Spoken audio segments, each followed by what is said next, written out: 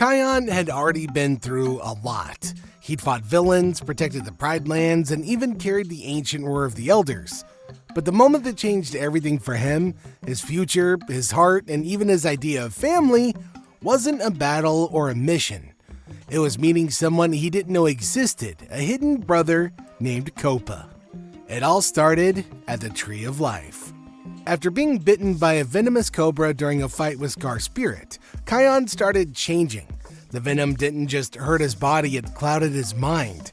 He became impatient, angry, and unsure of himself. His friends saw it, and he saw it too. That's when Rafiki told him about a place far away, a sacred place that could heal not just his wounds, but his spirit. It was called the Tree of Life. So Kion left the Pride Lands, but he didn't go alone. Bunga, Fuli, Beshti, Ono, Anga, and Rafiki's student Makini all went with him. They faced some pretty tough trails, some tricky enemies, and even doubts about themselves. And just when Kion thought he was finally arriving for healing, something unexpected happened. As they neared the Tree of Life, a group of lions stopped them. These weren't ordinary lions, they were part of the Night Pride, led by Queen Rani. But there was one lion in the group who stood out. He had golden fur, a soft but brave voice, and eyes that looked almost exactly like Kion's. His name was Copa. At first, nobody knew the truth, but Copa kept looking at Kion like they were somehow connected. Rani didn't trust Kion or his group because of a rock slide caused by Bunga's mistake. Things got tense. Kion lost control for a moment and accidentally used the roar against one of the lions. And that's when Queen Jana stepped in. Queen Jana, Rani's grandmother, welcomed the Lion Guard despite the chaos. She had a feeling they were meant to be there. And Copa, he couldn't stay quiet any longer. When he finally got a moment alone with Kion, he asked him where he came from. The Pride Lands, Kion answered. My father is King Simba. Copa's heart skipped a beat. Simba and Nala, they're your parents? Kion nodded slowly. Then Copa took a deep breath. They're my parents too. Kion was stunned. He'd never heard of another brother. Simba and Nala had only ever talked about Kiara, not a word about Copa, not once. Copa explained everything. Copa had been born before Kiara and Kion. He was Simba's first son. When he was young, he had made friends with Vitani and Nuka, two cubs from Zira's family. One day, he went to visit them as usual, but instead of playtime, he found Zira waiting for him. She attacked him, hurt him badly, and then left him for dead at the edge of the Outlands.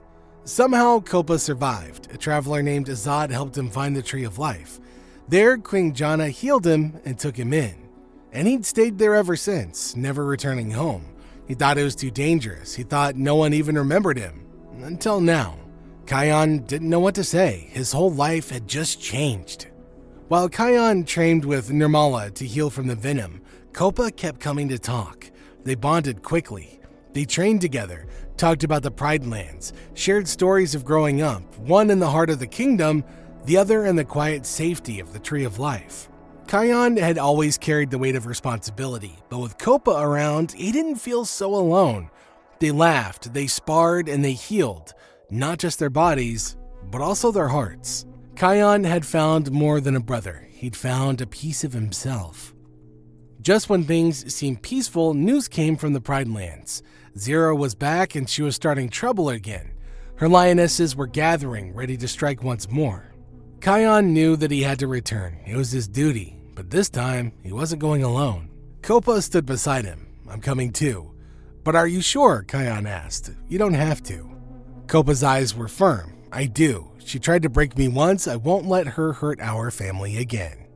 With Copa now by Kion's side, the Lion Guard set off once again, this time not just to protect the Pride Lands, but to protect their family. Azad helped guide them through steep cliffs and narrow paths, faster than any trail they'd taken before. Kion, stronger from his training, could now use the roar in new ways, like shaping wind to carry them across wide valleys. Copa had a lot to take in. He hadn't seen the Pride Lands in years. The sun-soaked grass, the smell of the savannah, the far-off shape of Pride Rock, it all felt like a dream.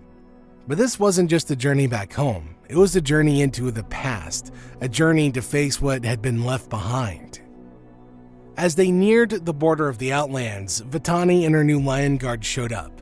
She didn't recognize Copa at first. She only saw a strange lion standing next to Kion. The air tensed. She was ready to fight. But just in time, Kiara and Kovu arrived and stopped the misunderstanding. Vitani finally got a good look at the lion beside Kion and her eyes widened. "Copa?" she whispered. "Is that really you?"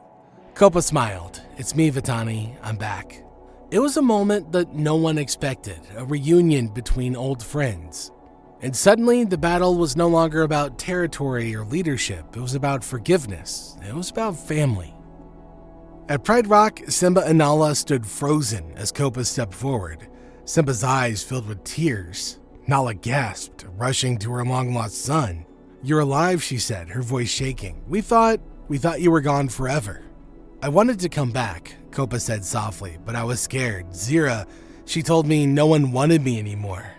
Simba lowered his head in guilt. "I should have searched harder. I should have never believed that she would stop." "But I'm here now," Copa said, "and I'm ready to help." That night under the stars, Kion watched his family reunited.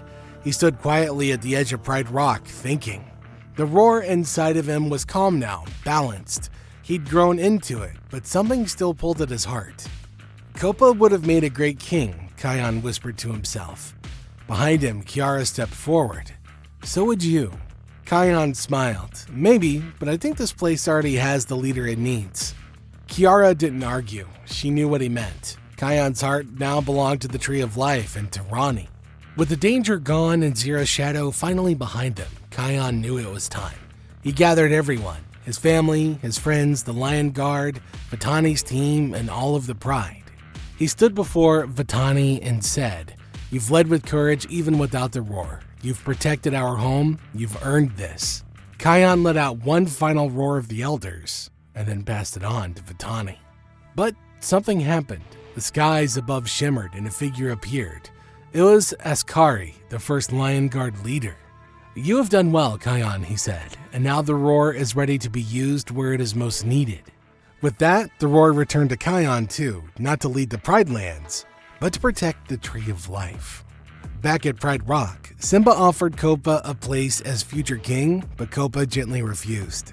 "I've been away too long," he said. "This kingdom already has its future. Kiara and Kovu are perfect for it." Then, looking at Vitani, he added, "But if you'll have me, I'd be honored to join your Lion Guard." Vitani smiled. "I wouldn't want it any other way." And just like that, Copa found his place, not as king, but as the protector, as someone who would keep the Pride Land safe alongside someone that he trusted deeply. Kion's destiny had always been more than protecting a single place. It was about uniting worlds, mending broken bonds, and proving the family doesn't stop at blood or boundaries. The moment he met Copa, everything changed. Because sometimes, it takes a brother you never knew existed to help you see the lion you were always meant to be. What do you think would have happened if Kion and Copa had grown up together? Let us know in the comments. And until next time, Hakuna Matata.